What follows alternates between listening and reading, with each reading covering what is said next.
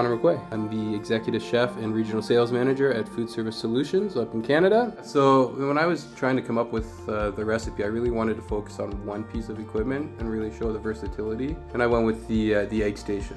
I really love that piece of equipment, and I just wanted to kind of think outside the box. And then I found my way to Okonomiyaki, which is a savory Japanese style pancake with napa cabbage and some green onions. So I'm using that as my base, using the egg rings to form it to the perfect size and cook it to the perfect doneness in a 3-minute cook time. On top of that, I was like, okay, what can I put on top of this pancake just to elevate the dish? So I did a nice Asian style slow cooked sous vide pork belly, cooked that out for 24 hours, took that liquid, reduced it down, and then I was like, okay, how can I take this to the next level?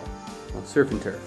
I'm steaming and cooking shrimp using the marinade, so all that flavor is staying in the shrimp. I'm not losing anything there. And then I'm just taking some nice classic Asian garnishes, a little nori, a little toasted sesame seed, some QP mayo, and some hoisin, just to finish and garnish my dish off. Antunes, they always tell you have a nice bottle of water there. That helps to steam and that. Well, I'm going to switch it up, and I'm going to use my own special kind of umami sauce here. It's a secret. I can't tell you exactly what's in this bottle. I love that thought of putting some kind of extra layer of flavor just by using an egg station. Right, you've got the lid on. Really cool. That's going to keep the flavor inside. My favorite thing about cooking on the egg station is the quality and consistency of the product coming off of it. Being able to use this one piece of equipment, cook 3 separate ingredients, and come up with a complete dish at the end of it in a short amount of time.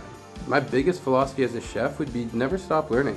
Don't hesitate to try something new. There's lots of awesome flavors out there, and if you hold back, you're gonna miss out on some really cool dishes.